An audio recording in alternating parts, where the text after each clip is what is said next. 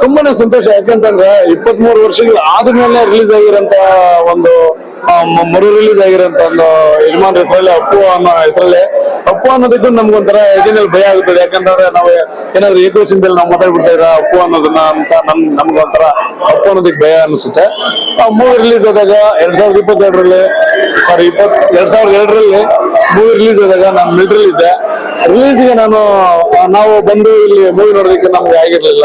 Military ಇದ್ದ ಕಾಶ್ಮೀರ ಇದ್ದಿದ್ದಕ್ಕೆ ತಿರುಗಿ ಮತ್ತೆ ನಮ್ಗೆ ಯಾವಾಗ ಲೀವ್ ಸಿಕ್ತು ಅವಾಗ ಬಂದು ಮೂವಿ ನೋಡಿದ್ದು. ಅದಾದ್ಮೇಲೆ ಏನೋ ಯಜಮಾನ್ರು ಕುಟುಂಬದಲ್ಲಿ ಯಜಮಾನ್ರ ಮನೆಯಲ್ಲೇ ಒಂದು ಊಟ ಮಾಡೋ ಋಣ ಇತ್ತು. ಹಂಗಾಗಿ ಯಜಮಾನ್ರಿಗೆ ಸೇವೆ ಮಾಡೋದಕ್ಕೆ ಒಂದು ದಾರಿ ಸಿಕ್ತು. ಬಂದಿದ್ದಾದ್ಮೇಲೆ ಯಜಮಾನ್ರ ಒಟ್ಟಿಗೆ ಇದ್ದಿದ್ದು ಅಷ್ಟು ವರ್ಷಗಳು ಆಶಯ. ನಾನು ಬಂದಾಗ ನಿನ್ನೆಲ್ಲ ಮೂವಿ ರಿಲೀಸ್ ಆಯ್ತು. ಆ ಮೂವಿಯಿಂದ ಗಂಧದ ಗುಡಿವರೆಗೂ ಯಜಮಾನ್ರಿಗೆ ಎಲ್ಲಾ ಮೂವಿಗಳಿಗೂ ರಿಲೀಸ್ಗಳಿಗೆ ಯಜಮಾನ್ರು ಒಟ್ಟಿಗೆ ಬರ್ತಾ ಇದ್ವಿ. ದೇವಸ್ಥಾನಗಳಿಗೆ ಹೋಗ್ತಾ ಇದ್ವಿ. ಬಂದು ಮೇನ್ ಥಿಯೇಟರ್ಗೆ ಮತ್ತೆ ಎಲ್ಲೆಲ್ಲಿ ಬೇಕಾ ಅಲ್ಲಿಗೆ ಒಂದೊಂದು ರೌಂಡ್ ಎಂಟ್ರಿ ಕೊಡೋರು ಯಜಮಾನ್ರು. ಆ ಯಜಮಾನ್ರ ಮೇಲೆ ಇಟ್ಟಿದ್ದ ಪ್ರೀತಿ, ಆ ಒಂದು ಅಭಿಮಾನ, ಎಲ್ರು ಆ ಒಂದು ಕ್ರೌಡ್ ಸಿಕ್ಕಾಪಟ್ಟೆ ನೂಕಲಾಗೋದು. ಅವ್ರನ್ನ ನೋಡೋದಕ್ಕಾಗ್ಲಿ ಯಜಮಾನ್ರು ಬಂದಿದ್ದು ಒಂದು ಟೈಮ್ ಸಮಯದಲ್ಲಿ ಅದೆಲ್ಲ ಆ ಒಂದು ಬೆಳಿಗ್ಗೆ ನೆನ್ಸ್ಕೊಳ್ಳೋದಕ್ಕೆ ತುಂಬಾನೇ ಖುಷಿ ಆಗ್ತದೆ. ಆಮೇಲೆ ಇವತ್ತೂ ಅದೇ ತರ ಯಜಮಾನ್ರು ಮೂವಿ ರಿಲೀಸ್ ಆಗಿದೆ, ಇನ್ನೇನು ಯಜಮಾನ್ರು ಬರ್ತಾರೆ ಅನ್ನೋ ತರ ನಿರೀಕ್ಷಣೆಯಲ್ಲಿ ಇರೋ ಕಾಯ್ತಾ ಇರೋ ಒಂದು ಮನಸ್ಸು ಎಲ್ರಿಗೂ. ಯಜಮಾನ್ರು ಯಾವ್ದೋ ಒಂದು ಭಾಗದಲ್ಲಿ ನಮ್ಮನ್ನೆಲ್ಲ ನೋಡ್ತಾ ಇದ್ದಾರೆ. ಈ ತರ ಒಂದು ಕ್ರೇಜ್ ಅವ್ರ ಮೇಲೆ ಇಟ್ಟಿರುವಂತ ಪ್ರೀತಿ ತೋರಿಸ್ತಾ ಇರೋದ್ರಿಂದ ಯಜಮಾನ್ರ ಆಶೀರ್ವಾದ ಸದಾ ಎಲ್ಲರ ಮೇಲೆ ಇರ್ತೈತೆ. ಅವ್ರು ನೋಡ್ತಿರ್ತಾರೆ, ಬಟ್ ನಾವು ಅವ್ರು ನೋಡೋದಕ್ಕೆ ನಮ್ಗೆ ಕಾಣಿಸಲ್ಲ.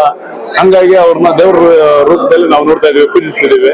ಪ್ರೀತಿನೂ ಅದೇ ತರನೇ ಅವ್ರ ಮೇಲೆ ಇದೆ. ಜಗಪತಿ ಅವರು ಅಂದ್ರೆ ದೇವ್ರ ಜೊತೆ ತುಂಬಾ ಓಡಾಡುವಂತ ಅವಕಾಶ ಸಿಕ್ಕಿದ್ದು ಅಂತ ಹೇಳ್ಬೋದು. ಖಂಡಿತ ನಮ್ಮ ಹಿರಿಯರು ಮಾಡಿರೋಂತ ಪುಣ್ಯ, ಅವ್ರು ಮಾಡಿರೋಂತ ಒಳ್ಳೆ ದಿನಗಳಿಗೆ, ಒಳ್ಳೆ ಕೆಲಸಗಳಿಗೆ, ಆ ಒಂದು ಒಳ್ಳೆತನಕ್ಕೆ ನಮ್ಗೆ ಈ ತರ ಒಂದು ಭಾಗ್ಯ ಸಿಕ್ತು. ಹಂಗಾಗಿ ನಾವು ಇದ್ದಷ್ಟು ದಿವಸನೂ ನಂದ ಒಂದೇ ಮನಸ್ಸೇನಂತಂದ್ರೆ ಯಾವುದೇ ಕಾರಣಕ್ಕೂ ನನ್ನಿಂದ ಬೇಸರ ಆಗಬಾರ್ದು, ಮತ್ತೆ ಯಜಮಾನ್ರಿಗೆ ಯಾವುದೇ ತೊಂದರೆ ಆಗಬಾರ್ದು ಅನ್ನೋ ತರ ಮನಸ್ಸಲ್ಲಿ ಇರ್ತಾ ಇತ್ತು. ಪ್ರತಿದಿನನೂ ಅದೊಂದು ಭಯ ಇರ್ತಾ ಇತ್ತು. ಏನಾದ್ರೂ ಒಂದ್ ಚೂರು ಏನಾದ್ರು ಹೆಚ್ಚು ಕಡಿಮೆ ಆದ್ರೂ ಅದು ನಾವು ಮತ್ತೆ ಇದ್ದು ಏನೋ ಪ್ರಯೋಜನ ಅವ್ರ ಜೊತೆಲಿ ಅನ್ನೋ ತರ ಮನಸ್ಸಿಗೆ ಅನಿಸ್ತಾ ಇರೋದು.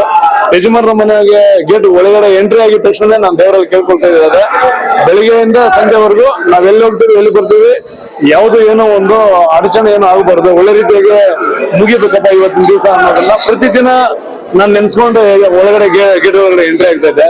ಅದೇ ತರ ದಿನಗಳು ಇದ್ವಿ. ದೇವ್ರ ರೇಡಿಯಿಂದ ಯಾವುದೋ ಅಂತ ಒಂದು ತೊಂದರೆಗಳಾಗ್ಲಿ ಆ ತರದಾಗ್ಲಿ ಆಗ್ಲಿಲ್ಲ.